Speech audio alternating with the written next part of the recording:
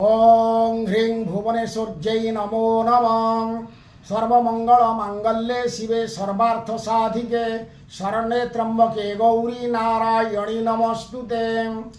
आपण को प्रबल शत्रु हैरान करुछि कि जदि आपण शत्रु हैरान करुछि ऑफिस रे हेउ घरे हेउ बा कोनोसी कोर्ट कचेरी रे हेउ ताले शत्रु को दूरेइबा पाई आज अर्धरात्र रे गोटे सरल प्रयोग करंतु बगलामुखी तंत्रर।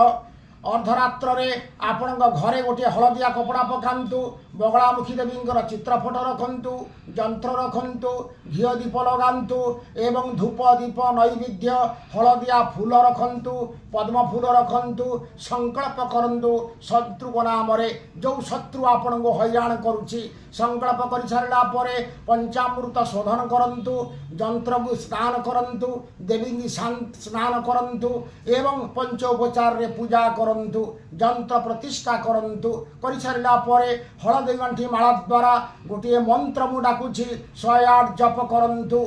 ओं ह्रीं बगलामुखी सर्वदुष्टानं वाच मुखं स्तवं जिह्वं किलय किलय बुद्धिं विनाशाय ह्रीं ओं स्वाहा। शत्रुंग नाम रे यही मंत्र को 108 जप करंतु।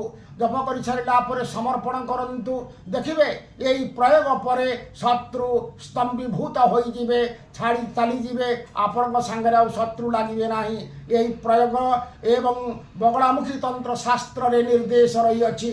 रहुछि नमस्कार। जय जगन्नाथ। जय मां कामाख्या।